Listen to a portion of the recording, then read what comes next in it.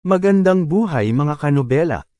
Bago tayo magpatuloy, nais kong magpasalamat sa lahat ng nag-subscribe sa ating munting channel. At sa mga hindi pa nakapag-subscribe, kung maaari ay mag-subscribe na sa aking channel at pindutin ang notification bell para updated kayo sa bawat kabanata. Maaari rin kayong mag-like, comment, at e-share ang ating video para malaman din ng iba nating mga kanobela. Maraming salamat po. Ang ganti ng inapi, Kabanata 601 hanggang 605. Kabanata 601. Nang marinig ito ni Ron, nataranta siya at nagmadaling itinuro si Lian at sinabing, "Mr. Wade, ang aking pangalawang tiyahin." Tinawagan niya ako kahapon at sinabing, magse-set up siya ng bureau para sa isang babae. Malaking pera ang makukuha, hayaan akong lumapit at kumanta ng itim na mukha pagdating ng oras. Kaya pumayag ako. Pagkatapos magsalita, muling sinabi ni Ron, "Mr. Wade, sinamantala talaga ako." Napatingin si Charlie kay Lian na nanginginig sa takot. Itinuro siya ni Charlie at sinenyasan. "Ikaw, lumapit ka rito." Hindi nangahas na magpabaya si Lian, nagmadaling gumapang sa harapan, at nanginginig na sinabi, "Mr. Wade, isang hindi pagkakaunawaan. Hindi ko alam na si Elaine ang biyenan mo, na nagbigay sa akin 10,000 tapang, I dare not lie to her, right?" Pagkatapos niyang magsalita, itinuro niya si Horia at sinabing, "Ang mabahong babaeng ito, sinasaktan ako ng pangalang Horia. Napakayaman daw ng kanyang nakababatang kapatid at kakilakilabot. Kaya gusto niya ito na turuan ng leksyon. Hiniling sa akin na makipagkita sa kanya at gustong manalo ng vilya ng biyenan mo." Natakot din si Horia at nagmadaling nagsabi, "Charlie, ito ay hindi pagkakaunawaan. Hindi ko gustong magsinungaling sa iyong biyenan. Naloko rin ako nitong si Lian. Si Lian ay maghapong masama ang ugali sa harap ko. Sa tingin ko totoo na hindi ako nakapaglaro, gusto kong dalhin ang iyong biyenan, upang kumita ng kayamanan. Ngunit hindi ko ito inaasahan at niloko niya." Nang marinig ito ni Elaine, galit na galit siya. "Horia, gusto mong magsinungaling para sa pera at vilya." Matalino si Horia, umatras siya at iwinagayway ang kanyang kamay. "Huwag kang magsalita ng walang kwenta." Malamig na nagmura si Lian. "Naglakas loob ka bang tanggihan ito? Okay, pagkatapos ay ipapakita ko kay Mr. Wade ang history ng ating chat." Pagkatapos magsalita, mabilis niyang kinuha ang kanyang mobile phone, binuksan ang WeChat, at nag-play ng boses. Ang boses ni Horia ang narinig. "Sister Lian, narinig kong bumalik ka na sa Ores Hill." Sumunod ang boses ni Lian. "Oo, kababalik ko lang 2 araw na ang nakalipas." "Horia, Sister Lian, naging croupier ka sa Macau Casino, sa loob ng maraming taon. Dapat ay mayroon kang magandang trabaho sa mesa, tama ba?" "Lian, I do not dare, halos hindi ako makarank sa top 5 sa Macau. Pero sa Ores Hill, maglakas loob ako na sabihin, na walang sino man ang hindi ko mapanalunan." "Horia, nakakamangha ka. Ate Lian, may paraan ako para kumita, kung ikaw ay interesado." "Lian, ikaw siguro ang magpakilala."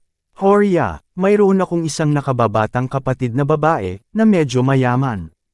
May vilya sa Thompson First Rate, na nagkakahalaga ng higit sa 100 milyon, at ang tangang asong ito ay nalulong sa pagsusugal.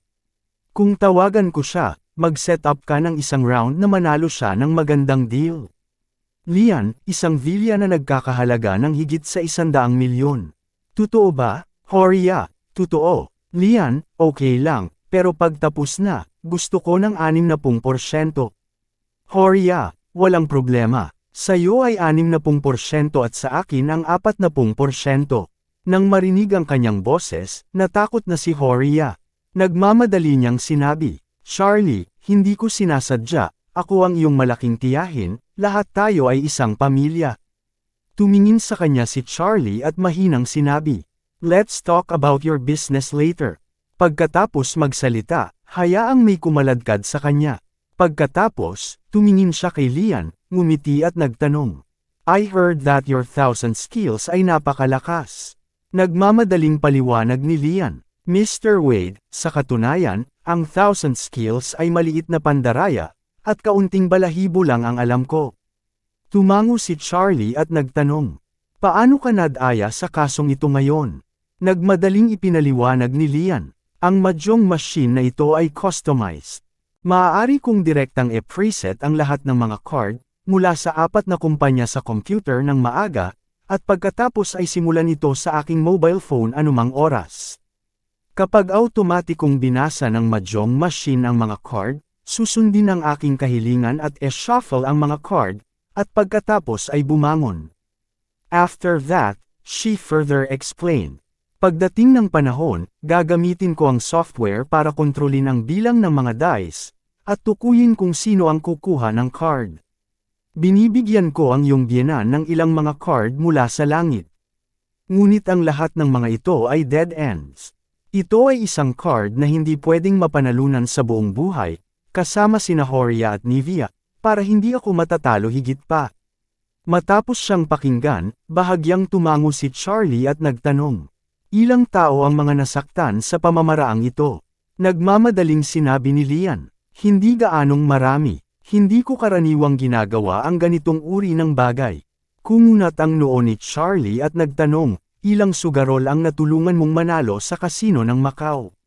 Sa mga sugarol na ito, ilang tao ang nabangkarote, nagbenta ng mga bata at nagbebenta ng mga babae, o namatay pa nga.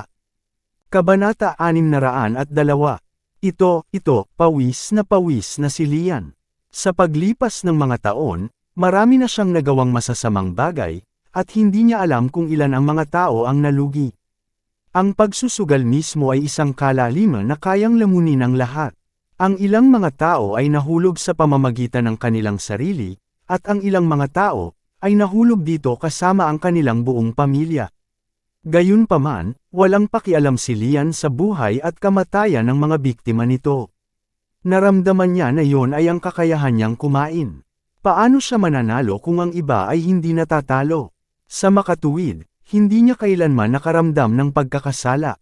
Ngunit nakikita ni Charlie ang puso ng gayong tao sa isang sulyap. Ang mga ganyang tao ang pinakamalupit at vampira sa mundo. Nabubuhay siya sa pamamagitan ng pagsipsip ng dugo ng ibang tao, kaya wala siyang pakialam kung ang iba ay mamamatay.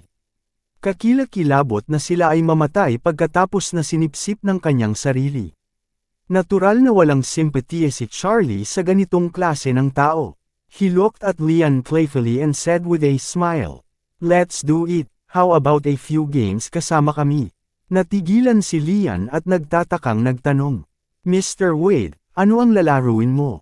Sabi ni Charlie, "Hindi ako marunong magsugal. Hindi ako marunong maglaro ng poker, mahjong, o pai-go. Isa lang ang alam ko, rock paper scissors."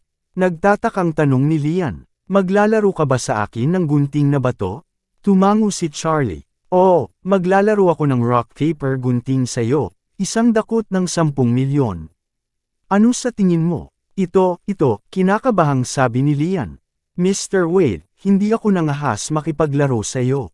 Sinabi ni Charlie, "Kailangan mong maglaro, at kailangan mong maglaro kung hindi mo gagawin." Tumango si Lian sa takot. "Okay lang yan. Pagkatapos makinig ka kay Mr. Wade." Pagkatapos magsalita, hindi niya maiwasang magtanong, "Mr. Wade, paano tayo maglalaro?" Ngumiti si Charlie at sinabing, "Huwag kang mag-alala, kailangan kong maghanda bago maglaro. Maghanda para sa trabaho." Mukhang nagulat si Lian. Ngumiti si Charlie at sinabing, "Hindi mo ba alam ang paghahanda? Tulad ng ginawa mong dayain ang biyenan ko, gusto rin kitang bigyan ng maraming pera." Lalong naguluhan si Lian. "Bato papel gunting, ano ang maaari mong gawin? Ako ay 1,000 taon na sa buong buhay ko, at hindi ko alam kung paano ang bagay na ito ay maging 1,000 tao. Ito ba ay sadyang ilang segundo sa likod ng kalaban? Kung ikaw ay optimistic tungkol sa kung ano ang gagawin ng iba, ano ang maaari mong gawin para pigilan sila? Hindi ba ito masyadong mababang antas?" Nang hindi niya alam kung bakit, biglang hinawakan ni Charlie ang kanyang kanang kamay, itinuwid ang lahat ng kanyang 5 daliri, at hinampas ito ng malakas, click. 5 daliri ang sabay na nabali.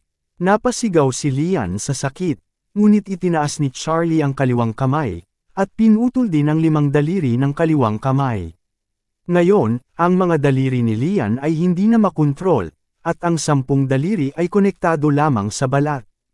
At natural silang nakabitin. Walang pakialam na sinabi ni Charlie, "Sa iyong mga kamay, ipinapalagay ko na ikaw ay gumagawa ng tela bilang default. Kung gusto mong gumawa ng bato, kailangan mong gumawa ng kamao gamit ang 5 daliri. Kung gusto mong gumawa ng gunting, kailangan mong gumawa ng V, naiintindihan mo ba?" Umiyak si Lian at sinabing, "Mr. Wade, sira lahat ng 10 daliri ko. Hindi ako makaalis sa mga bato at gunting." Masungit na sinabi ni Charlie, "Kung gayon wala akong pakialam. Hindi ka makakalabas, wala itong kinalaman sa akin. Tsaka kapag nagbigay ka ng maraming pera sa iba, di ba chance din yun para sa ibang party para manalo? Hayaan mong tikman ito ngayon. Ano ang ibig mong sabihin sa paraan ng tao, at ang katawan ng tao?" Kabanata 603. Bumagsak si Lian. Sa hindi inaasahan, si Charlie ay mukhang hindi nakakapinsala sa mga tao, at ang kanyang mga pamamaraan ay napakawalang awa. Binali niya ang kanyang 10 daliri, at pagkatapos ay naglaro siya ng rock paper gunting. Ngayon, kaya niyang gumawa lamang ng tela. Hindi ba siya mawawala ng kasing dami ng nilalaro niya? Tumingin si Charlie kay Lian sa oras na ito at blankong sinabi, "Halika, magsimula na tayo." Kasabay nito, iwinagayway ni Charlie ang kanyang mga kamay, habang bumabulong sa kanyang bibig. Gunting, bato, tela. Pagkababa ng boses ay agad siyang naggunting ng kamay. Hindi makontrol ni Lian ang kanyang mga daliri, kaya't nakatitig lang siya sa mga mata ni Charlie na parang isang patay. Bahagyang ngumiti si Charlie at sinabing, "Nagpagawa ako ng gunting at gumagawa ka ng tela. Nanalo ako. Ikaw ay may utang sa akin ng 10 milyon. Pagkatapos magsalita, muling sinabi ni Charlie, "Halika, laruin natin ang pangalawa. Gunting, bato, tela. Naku, nanalo na naman ako. 20 milyon ang utang mo sa akin. Halika, para sa pangatlo. Gunting, bato, tela. Talagang sincere ka, bakit lagi kang kumikita? Wala ka talagang magagawa tungkol doon. 30 milyon ang utang mo sa akin." Nilibang ni Charlie ang sarili, at hindi nagtagal ay nanalo ng 10 laban kay Lian, na nakaipon ng 100 milyon. Kaya sinabi ni Charlie sa kanya, "Halika, ayusin ang account." Umiyak si Lian at sinabing, "Mr. Wade, wala akong masyadong pera." Ikinaway ni Charlie ang kanyang kamay. "Kung gayon wala akong pakialam. Tawagan ang iyong pamilya, ang iyong manugang at ang iyong asawa. Dalhin ang lahat ng pera ng iyong pamilya, at lahat ng real estate na maaaring isanla. Kung ang 100 milyon, ay mas mababa sa 1 punto. Ipapadala ko sa iyo, at sa lahat ng tao sa rehistro ng iyong sambahayan na higit sa 18 taong gulang, upang magtrabaho sa minahan ng itim na karbon, para mabayaran ang mga utang. 1 buwan ng sweldo ng 2,000, kailan kaya magiging sapat ang 100 milyon, at saka kailan sila makakalaya?" Pagkatapos magsalita, tinanong niya si Orville, "Kilala mo ba ang taong nagpapatakbo ng black coal?" "Kilala ko," sinabi ni Orville. "Mayroon akong ilang mga kaibigan na gumawa ng isang bagay sa Ores Hill, ilang taon na ang nakalilipas. Kalaunan ay nagbukas ng mga minahan ng karbon sa Jinx, at magagawa nilang lahat na ipadala anumang oras." "Napakagaling." Tumango si Charlie at sinabi kay Lian, "Halika, magkusa kang magpaliwanag, ilan ang tao sa rehistro ng iyong sambahayan." Natakot si Lian at lumuhad sa lupa at umiyak. "Mr. Wade, anak ko, at ang anak na babae, ay pawang mga estudyanteng may mataas na tagumpay, na nagtapos sa mga prestihiyosong unibersidad. Social pillars na sila ngayon. Hindi mo pwedeng sirain ang buhay nila." Ngumisi si Charlie at sinabing, "Okay, ang sarili mong mga anak ay graduate na lahat sa sikat na unibersidad.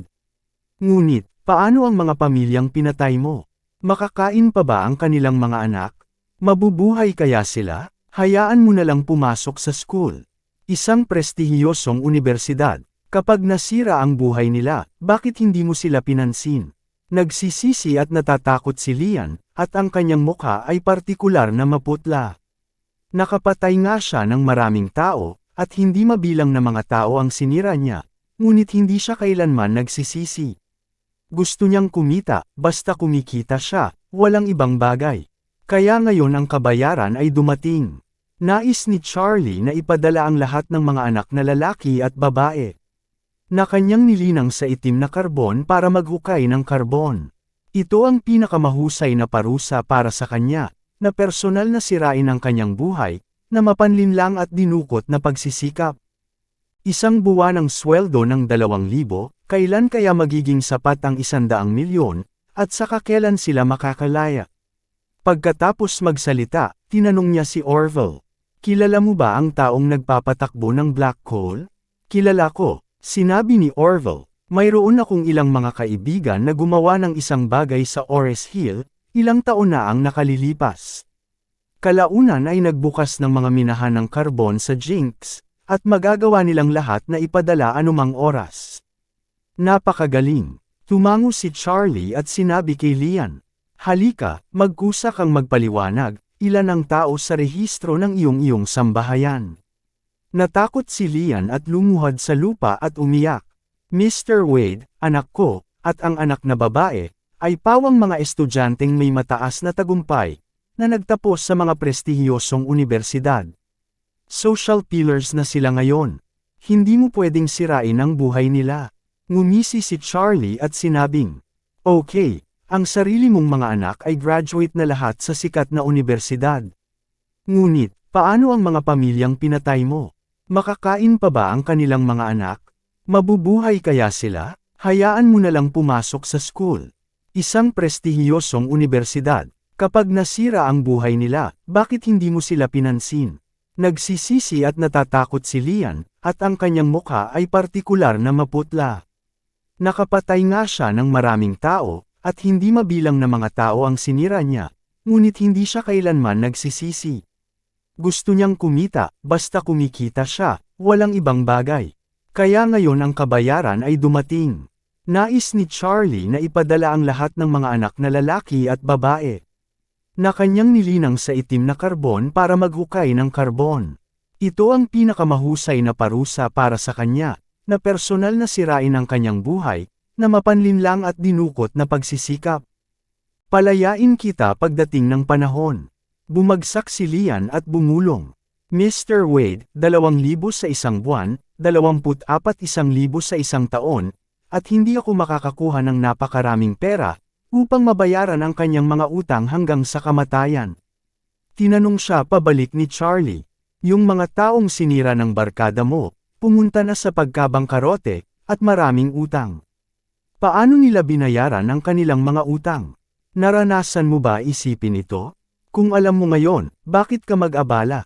Pagkasabi nito, tinanong ni Charlie si Ron, "Pakisabi sa akin ang totoo, sino ang pangalawa mong tita, sino ang mga kapamilya mo?" Nagmamadaling sinabi ni Ron, mayroon siyang asawa, isang anak na lalaki, at isang anak na babae. May asawa ang anak noong nakaraang taon. Nagbukas ang pamilya ng manugang na babae ng isang itim na kasino sa Ores Hill. Kakakasal lang ng anak noong nakaraang buwan, at nakahanap ng manugang na gagawa nito. Mga microloan na dalubhasa sa mga batang mag-aaral sa kolehiyo. At pinilit ang ilang mga mag-aaral sa kolehiyo na tumalon sa labas ng gusali. Tumango si Charlie at malamig na sinabi, "Okay, 2 na ang anak ni Lian, isang ikinasal sa anak ng may-ari ng Kaihei Casino, at ang isa ay ikinasal para sa isang maliit na loan arranger. Pugad talaga ng ahas at daga ang pamilya mo." Pagkatapos noon ay agad niyang nilabas ang kanyang phone, at nagpadala ng WeChat kay Isaac. Ang nilalaman ng WeChat ay, may isang babaeng nagngangalang Lian, nakababalik lang mula sa Macau. Mangyaring tulungan akong suriin ang kanyang pamilya, at dalhin ang kanyang asawa, anak na lalaki, at anak na babae, manugang, lahat sila sa Thompson C11. Bagamat si Orville ay isang underground na emperador sa Ores Hill, ito ay isang mundo sa ilalim ng lupa. Kung hihilingin sa kanya na direktang itali ang mga taong ito, maaari niyang itali ang mga ito sa higit sa kanyang kakayahan. Ngunit ang mga kasunod na bagay, ay maaaring hindi kayang sugpuin ang mga ito. Pero iba si Isaac. Si Isaac ang tagapagsalita ng pamilya Wade sa Ores Hill. Sa Ores Hill, maging ang old master ng pamilyang Song, dapat ay magalang kapag nakipagkita sa kanya. Sa makatuwid, halos walang imposibleng magawa si Isaac sa Ores Hill. Matapos matanggap ang utos ni Charlie, si Isaac ay walang anumang pagkaantala, at agad na nagpadala ng mga tao, upang imbestigahan at hanapin ang pamilya ni Lian. Si Lian ay umiiyak ng mapait sa oras na ito, at lumuhad sa lupa at yumuko kay Charlie. Humihingi ako ng tawad, dumudugo na ang kanyang noo at hindi na siya naglakas loob na huminto. Ngunit si Charlie ay hindi nakikiramay sa kanya. Siya ay naging sanhi ng napakaraming tao, na mabangkarote ang kanilang mga pamilya, at oras na para sa kanya na magkaroon ng isang lasa ng bangkarote. Gayunpaman, ngayon ay maaari lamang niyang matikman ang pakiramdam ng bangkarote, na kung saan ay napakamura sa kanya. Kabanata 605. Habang umiiyak si Lian, hiniling ni Charlie sa mga tauhan ni Mr. Orville, nakaladka rin si Horia sa harap niya. Si Horia ay nanginginig na sa takot sa oras na ito, tumingin kay Charlie, at humagulgol at sinabi, "Charlie, ako ang iyong malaking tiyahin, ikaw, hindi mo tinitingnan ang mukha ng monghe at sa mukha ng Buddha. Pagkatapos ng lahat, ikaw ay manugang ng pamilya Wilson, hindi ba? Iligtas mo lang ako this time, ano sa tingin mo?" Natawa si Charlie at sinabing, "Huwag mo akong kausapin tungkol sa walang kwentang bagay na ito. Hayaan akong makipag-usap tungkol dito. Una, magkano ang pera mo ngayon?" Nanikip ang puso ni Horia, at sinabi niya, "Wala akong pera, wala talaga akong pera." Malamig na sinabi ni Charlie, "Binibigyan kita ng pagkakataon na magkusa na magpaliwanag. Grasp it well, otherwise, si Lian ang role model mo." Niyugyog ni Horia ang buong katawan. Kinilabutan siya, ngunit nanatili rin siyang nakatingin sa kanyang isip. Nagmamadali niyang sinabi, "Mayroon akong 5 milyon. Ito ang kayamanan ng aming pamilya." Tumango si Charlie at sinabing, "Okay, buksan mo ang iyong mobile banking at hayaan mo akong makita ang balanse." Nataranta si Horia at sinabing, "Wala akong mobile banking." "Talaga?" Malamig na sinabi ni Charlie. "Kung gayon, hayaan mo akong mahanap ang mobile banking na naka-install sa iyong telepono. Mag-ingat ka, baka mabali ko ang paa mo." Nang inig si Horia sa pagkabigla, at nagmamadaling sinabi, "Ipapakita ko sa iyo, ipapakita ko sa iyo." Pagkatapos magsalita ay dali-dali niyang kinuha ang kanyang cellphone, at binuksan ang pagbabangko. Nang makita ang balanse, nataranta si Horia. Ang card na ito ay higit sa 15 milyon. Ito ang ipon nila ng kanyang asawa, dagdag pa ang pera na nakuha ni Wendy kay Fredman para maging manliligaw niya. Wala ito sa kanyang mga kamay noon, kundi sa kamay ng kanyang asawang si Noah. Gayunpaman, sa sandaling hinahabol ng Lady Wilson ang pera, nagmadali si Noah na ilipat ang lahat ng pera sa kanya. Nagpaplano siyang bumili ng bahay gamit ang pera. Ngunit sa huling pagkakataon na nakita niya ang bahay, nasagasaan niya si Elaine at tinutuya hanggang mamatay si Elaine. Kaya ibinasura niya ang ideya na bumili ng bahay, at nagplanong pagsamahin ang pera ni Elaine at Vilya, tapos kapag may pera, bibili siya ng set. Gayunpaman, kung alam ni Charlie na mayroon siyang 15 milyon, tiyak na hindi siya mag-iwan ng piso para sa kanya. Nang hindi niya alam kung ano ang gagawin, kinuha ni Charlie ang telepono at tiningnan ito ng masinsinan, pagkatapos ay sumimangot. "Di ba sabi mo 5 milyon lang?" Umiyak si Horia at sinabing, "Charlie, ito ang ipon ng aming pamilya. Ang Wilson Group ay malapit ng matapos, at malapit ng kunin ang vilya ng Lady Wilson. Ang pera ay gagamitin para makabili ng bahay." Pagkatapos, naaawa niyang sinabi, "Hindi pa kasal si Harold, at hindi pa rin kasal si Wendy. Ito ang huling pundasyon ng aming pamilya at ng Lady Wilson." Malamig na sumimangot si Charlie. "Ano ang kinalaman nito sa akin? Huwag mong sabihin na hindi kita binigyan ng isang paraan palabas." E-donate mo ang 15 milyon na ito ngayon. Ililigtas ko ang iyong buhay para sa bagay na ito ngayon. Kung hindi, hahayaan ko si Mr. Orville na pumili ng direkta sa iyo mamaya, ikaw mismo ang pumili. Sinulyapan ni Horia ang mabangis na si Orville, ang kanyang puso ay tensyonado, at sinabi niya sa takot. Mag-donate ako, iligtas ang aking buhay, at ibibigay ko ang lahat ng pera. Pagkatapos nito, agad niyang ginamit ang kanyang mobile phone, para ilipat ang lahat ng kanyang 15 milyong deposito sa Project Hope. Nasiyahan lang si Charlie at sinabing, "Okay, since you are so acquainted, then iligtas ko ang iyong buhay." Si Horia ay lubos na gumaan, umiiyak, at nagtanong. "Charlie, maaari mo ba akong palayain? Pakawalan ka," umiling si Charlie, at sinabing, "Sinabi ko lang na ililibre kita na hindi mamatay. Maaari kang umalis nang walang sinasabi."